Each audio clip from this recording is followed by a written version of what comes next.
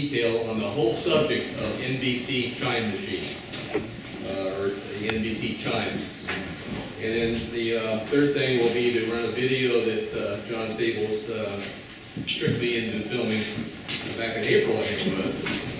It runs 5 minutes, and it's gets into the machine. So you can see all the internal parts working, and here it runs, and all that good stuff. So, back in the beginning, we're going to start back in the early days of radio, year 1922, and back one of the first radio stations was in Atlanta, Georgia, was using these Chimes, manual chimes to get your attention. It sounded nice. It was kind of like a tooting a horn or something.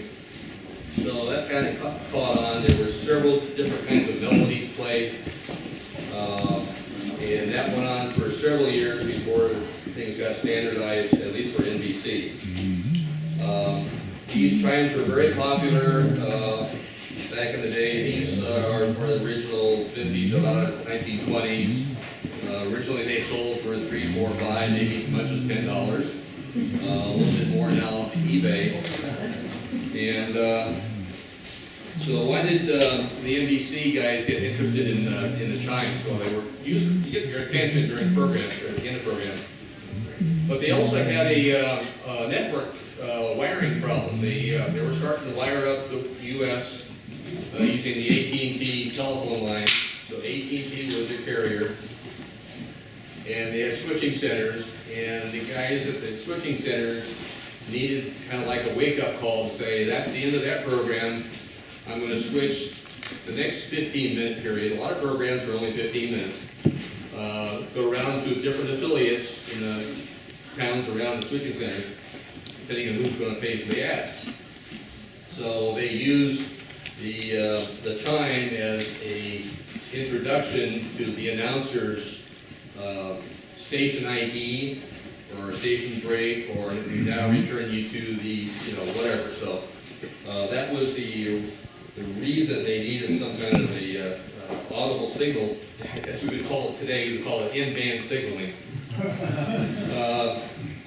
So by 1926, say they started to use on the networks, the announcers would do the chiming.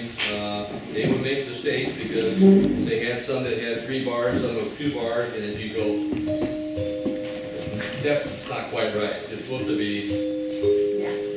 So announcers would make mistakes. They wouldn't be loud enough, or they misstrike it. So NBC engineers decided they need to have a mechanical one. So that's where I got interested. I saw this thing. It's over here underneath the clock there. We're going to open that up. Got to do that earlier. So engineers, they went out to kind of say, hey, there's a local guy back, I think it was in New York they did this, building electronic organs. And his name was Major Colonel. It was Colonel Ranger. So I'm going to show you how you can get all kinds of information on a website about the Ranger tone machine and how it came about. But that's where it started, and then they made the machine, which I'll get into here, of course, later.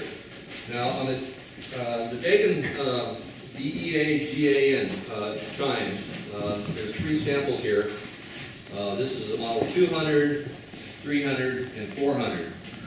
And most of the recordings, I hope I can get off the internet later, were played with this 200 model. Let me turn it around so it's oriented like a piano would be to you.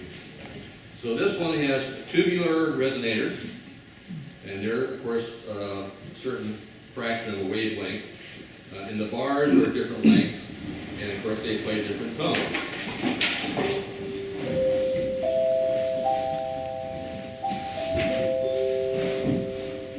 Or in the case of NBC, it would be those 3 there.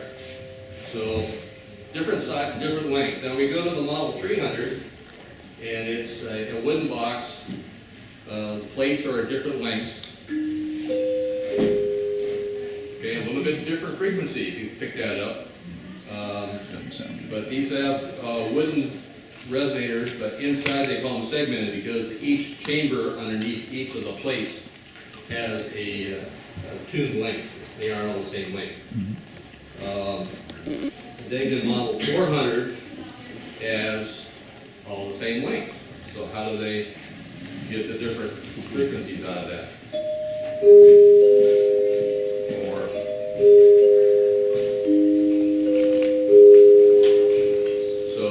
has a nice rich sound. The way they get the different notes out of the same length plates are they're different thicknesses. So that's a little trick there. Now the resonance, the resonating chambers play a big role in these things. That one is not as loud as this one. So let me use this in the demonstration. Now I'm going to slide this basically it doesn't touch the plates at all, but it's keeping the air from going in and out of the resonator. So without the resonation, you get this. I'm going to strike them again here.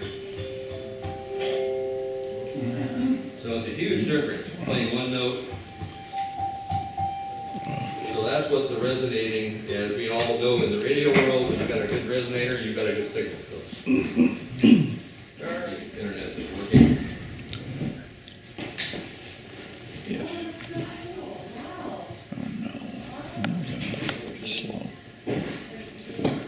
There we go. So this website is www.nbc Chimes. We got a guy back east set this up, and it just has dozens of pages of information about the chimes, not only the Megan chimes, but of course the Ranger tone, and also the NBC company and how they got started in needing this on their network. So let's look down through. So here's a whole section on the dinner chimes. 200 chimes, 400 model 20. And this is kind of a neat one. They had these. Up there, yeah. NBC had these made special. The idea was we would hold this, and they were slightly larger than these, but ended up kind of like being too heavy. But it was just all kinds of information on this website. It gets into the NBC system. It's already popped up there. Okay.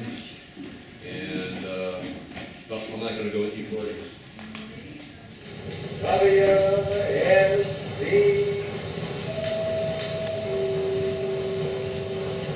The voice of the sound, radio phone broadcasting station of the Atlanta Journal, Atlanta, Georgia. So obviously WTMJ. Becoming a part of the NBC network, to bring you at this time, Wendell Hall, the Pineapple Picador. very cool.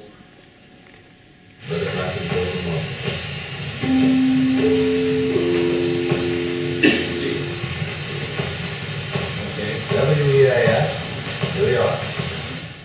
Alright, so that was out like the NBC tones. Here's a little video that shows an announcer striking the model 20, which is physically larger than these. And I think I can,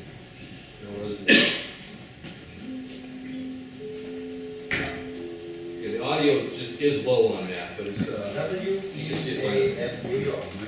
So that was the main idea. You do the chimes, the engineers, all the switching centers will wake up, say, station break, whatever. But it was essentially an audio logo, this was radio. Well, that too, but It's an audio logo. it was a logo for entertainment, but it also was a signal for the switching center to get ready to switch the feeds. Did NBC first start doing the chimes, or was it others? And they used it for like an emergency, remember bubble wrap, but there's recordings on here that for V for Victory, D-Day, they sent a deal out on that. But here's a summary of how they use this fourth chime on these manually struck chimes. Tonight we are presenting a special program commemorating 5 years of war. featuring NBC's top news commentators and war correspondents around the world. This is Don Goddard speaking. Listen. You know that familiar NBC signature, the 3 chimes that ring at the end of every network program on NBC. But have you heard this one? Have you heard that extra chime, the 4th chime? The 4th chime rings only when news is breaking of world importance. When it rings, all of us at NBC spring into action, wherever we may be. The 4th chime means to us, call the office, get on here, big things are happening. The 4th chime has been rung many times in the 5 long years of war. It rang most recently when Allied forces stormed the beaches of Normandy on D-Day. It will ring surely one day soon to signal the fall of Germany. It will ring for the Japs. Tonight, we ring it as we look back on the biggest news story of modern times. 5 years of World War II. So, but let me tell you about the early days of radio. Yeah, that's how it started. Those are the original chimes. But So that movie, that was produced in 1956. It was the 60th year, does it say up there, of the NBC. So they had a machine probably around somewhere they recorded the video. So that was probably not actually in use. They ended up replacing the mechanical machine with vacuum tubes and capacitors, angles and stuff, as electronic chimes. But they kept the mechanical ones around for a couple more decades. I think they retired them in the late 50s or somewhere there. Anyway, that's about all I have from this thing. We can get into the video, and that'll be it's a 5-minute one. It wasn't working too well yesterday because we just set this whole thing up, and we need to get a stronger internet. I'm John Stewart. I'm here at the California Historical Radio Society radio shop, and we have one of our new items. It's one of the historic NBC chime machines made by a company called Ranger Tone, who was in the business of making early electronic organs. We have serial number 2, which was originally in operation at the NBC studios in San Francisco. I think at 3 different locations as they moved.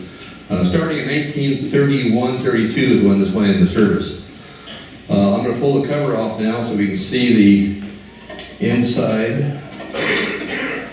You'll see the cam mechanism. So this is like a large 50-pound music box, but it plays only 3 notes. And that would be the NBC chimes, which you'll hear in a second. So here's a drum here with some fingers on it. In the back there are sets of combs, like a music box, and it'll strike those 3 as this drum rolls around. On the bottom there's a vacuum tube amplifier, and we'll swing the box around and look at the back where you can see the little music box combs with the vibrating fingers.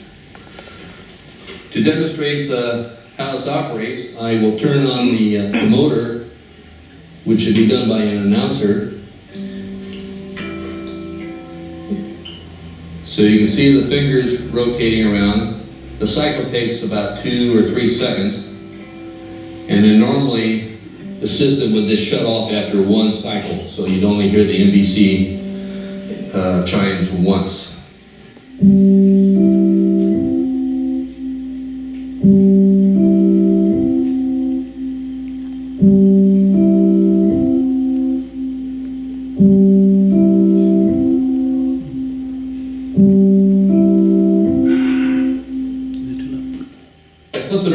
Face. This is the drive motor that has a gearbox that turns that drum.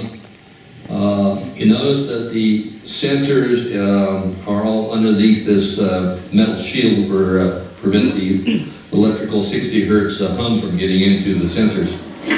So I'll pull this off, and now you can see down inside of here the 3 music box like combs. Each of these have 8 fingers. This particular unit has a few fingers that are broken off. But the really interesting thing, these little tiny combs, which normally go ping, have been set up to make the nicer notes by adding lead weights at the tips of the fingers. So if the analogy is your fingers would be underneath the fingers, there'd be a little hunk of solder, and that was allow them to easily tune each of the fingers so they would vibrate at just the right pitch. There's another switch over here which stops the rotation after one time around, and the vacuum tube amplifier is on the back here to provide a clean signal into the network system at the studio. Now, most of what you're seeing in there are really the sensing fingers. These sensing fingers are all around on one circuit. It's like a capacitive or a condenser microphone. And it's the capacitance between the sensing fingers and the music box fingers that creates the electrical signal which is then amplified. Going to explain how we think right now these combs are producing the 3 NBC tones. There's three combs here, each have 8 fingers.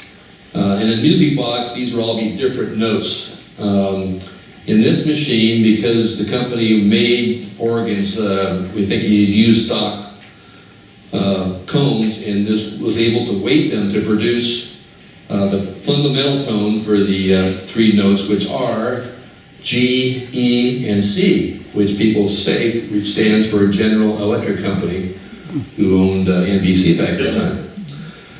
So that's a kind of a quick overview of where we are here. We've had this for a couple of weeks now here at the CHRS. This is one of only 3 that we know of. There's a great website on the internet called NBC Chimes Museum, and hopefully some of this audio and the video we've done here will get posted on that website along with another Ranger tone machine, and we'll make this part of our historic radio studio equipment. Thank you. Now, here's what I wrote in an article for the CHRS Journal, maybe, I don't know, 8 or 9 years ago, to introduce an article I wrote on Rydzewski. They said this: radio broadcasting evolved over a 5-year period from 1919 to 1924, from code to voice and music, from earphones to loudspeakers, from hams to citizen audiences. That's what we're all about here. Publisher Hugo Gernsback had one foot in the past and the other in the future, with the vision of radio broadcasting slightly ahead of his time. Beginning with the amateur-oriented publication Modern Electrics in 1908, Gernsback, after World War I, went on to publish the most popular radio-themed magazine of all time, that's Radio News. Beginning in 1919, he began to predict the evolution of amateur and experimental wireless into entertainment broadcasting for an audience.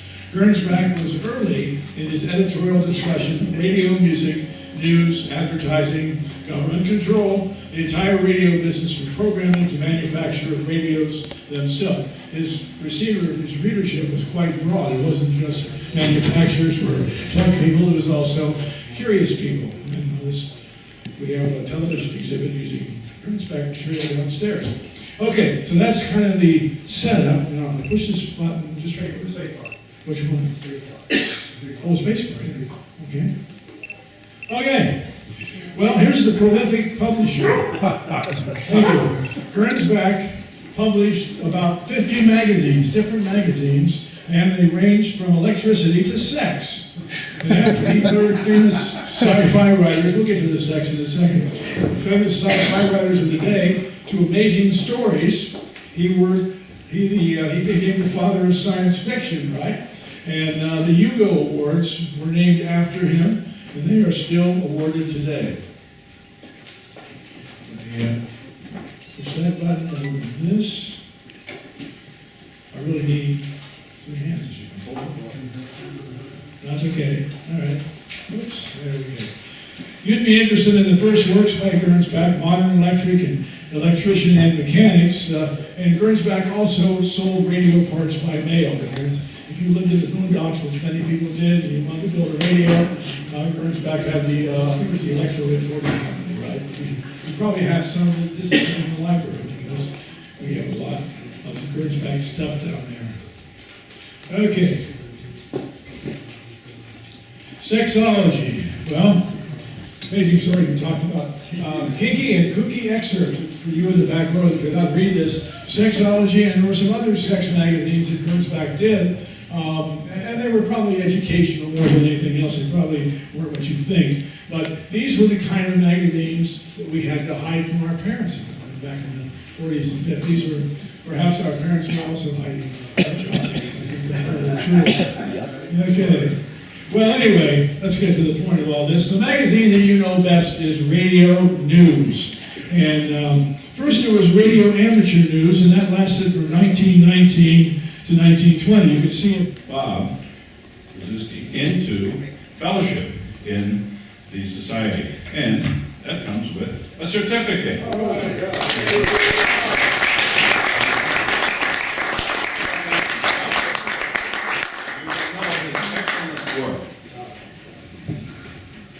Oh, well, thank you. It's an unexpected honor, and I hope I can live up to the expectation. We're going to get started. Let me get my eyes on so I can see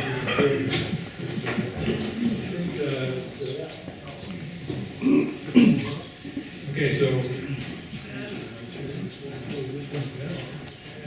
boy, just turning around. Touch the escape. That's all. Which, by the way, are now blocked by equipment, so I can't even get it. But anyway. You're probably wondering what I'm doing over there, and so I need to tell you about that. I am looking through the archives of a now-defunct society called the Society of Wireless Pioneers. And this society was founded by this gentleman. His name is Bill Brenneman. He had been a ship radio telegrapher in World War I. After that, he moved to Aero Radio, and he worked with an agency that eventually became the FAA in setting up their communications from various airports and planes. So he had a lot of communications experience. He knew a lot of people, and he eventually moved to Northern California here, and in 1968 founded the Society of Wireless Pioneers, which was important. About some of our fabulous and important radio history. Thank everybody for coming. This is a great, great crowd. For the couple of faces that may not know me, I'm Steve. I'm the president of this thing. And we usually like to take this time to, reflect back on the year a little bit. And it's a year that was so much better than last year, much drier. We were able to take care of those large water problems we had, and our construction is coming along downstairs. Excuse me, as I was going to say, our construction is coming along downstairs and is pretty close to being finished. The ceiling is going up very soon. We just got our second bid. So we're moving along there. You know, the only reason we're here, we're in this place, and we see what we see is because of y'all sitting here, and everybody is an asset to this organization, and we just have to thank everybody, to John Staples for his great work, and to Bart Lee for his great work in the library, and as our consulting ex-counsel emeritus, and his wonderful historical work, and some of the other people that have really helped us out this year. Mr. Robert Schwartz, who is sitting up here in the corner, and Dave Harris, who works in the library, and of course Gilles Verneau, who is our television and tube expert, and I see Hill Hampton, who also does fine library and shop work, and is taking care of our tube tester, our drugstore tube tester. Kenneth Colby, general, all-around good helper. David Vasquez, who is the honcho of our electrical transcription project, and who is really doing a fine job with that. There's Mike Adams behind us, our chairman, who does many things, including keeping up our many websites and organizing our meetings and keeping our agenda together. Walt Hayden, who along with Robert and Cliff Farwell, wherever he is somewhere, is our trio of great builders and great craftsmen and great volunteers. Dave Bellici behind the camera does our video and does a fine job with that. There's James, one of our new volunteers who helps us. There's, who's that behind you? Is that Beverly Potter? Well, we'll get into that a little bit later. Who else do we have that's here? There's Kent. There is Keith. Over to the left here, there is Denny Monticelli, Richard Watts, both board members, both on our executive committee. Scott Robinson is here, our vice president and our head tech in the shop. Philip Monaco back there, who has helped the organization in many ways with his expertise in business and his passion for what we do. There's Judy back there who helps out in the library, who's connected to young Chris, who's way in the back, who is our youngest member and is the future of this organization. Is that Vern that I see sitting down there? That's Vern, who is looks after stuff around the building here and takes care of a lot of stuff. Bob Ernhammer is always here to volunteer and lend his truck. And Raj is a new member of ours who has fallen into the shop and doesn't seem to want to leave.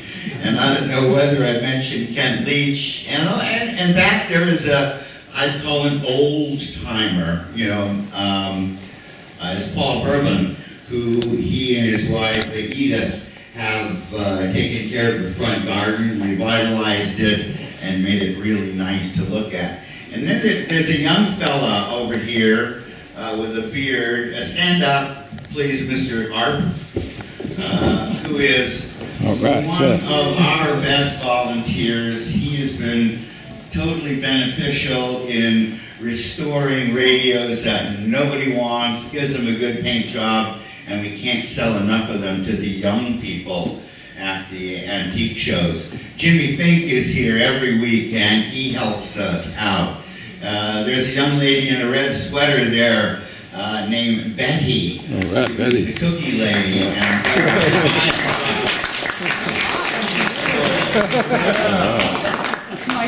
See, Toots, you're the first one that's gotten applause. These are my people. Who am I forgetting? Anybody I forgot to mention here? And Bob, of course, works in the archives and on the archives. And pardon me. And Judy Mears is downstairs cooking, another one of our fine volunteers. And we couldn't do it without you. We just, as we evolve here from a parking lot radio, and John Stewart, for God's sakes, who's over there hiding. John Stewart, our resident engineer, takes care of all of our systems, our Wi-Fi type things and telephone type things, and any systems John takes care of for us. So, everybody just does a fine job, and if I have forgotten you, I am sorry. A couple of other things I want to recognize. We have lost a few people recently, and I will point them out. Members of CHRS, we recently lost Bill Roberts.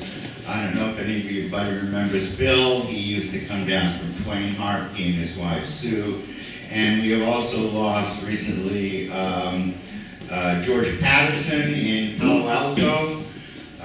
Chipmunk was a good friend to everybody and a good supporter of the organization. And most recently, we've lost Lou Rinaldi, who was a good member and a good volunteer and was very helpful on radio days and was our stage manager for many years. Lou passed at too young at 70. The good things that have happened this year, yes? Scott Harvey, yes, since we had, and it was quite a while ago, that's why, we lost Scott Harvey a few months ago, who was one of our best in the shop, could fix anything, could do anything we needed him to fix, was a super volunteer, and was tragically killed in a bicycle truck accident a few months ago. And it's unfortunate, but you know, as people leave us for one reason or another, there are new faces that always pop up to take their places.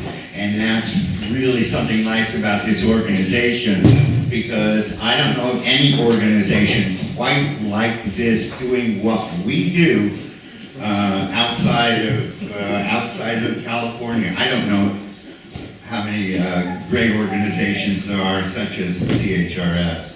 On the positive side, please. On the positive side, not the positive side, there is one more.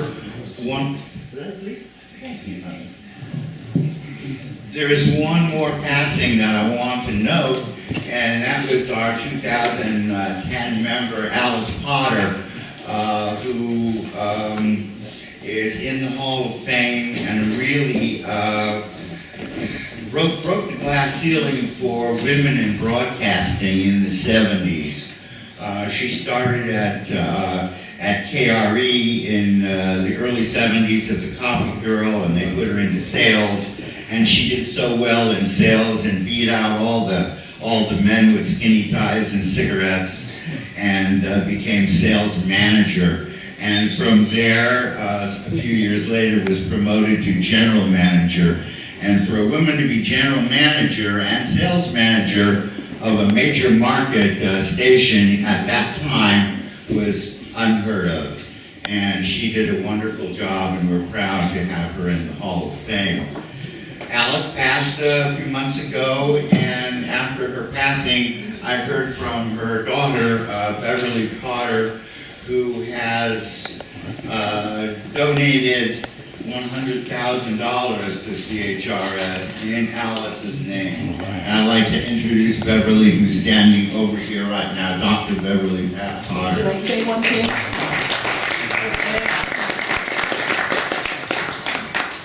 Alice started over in the 1970s.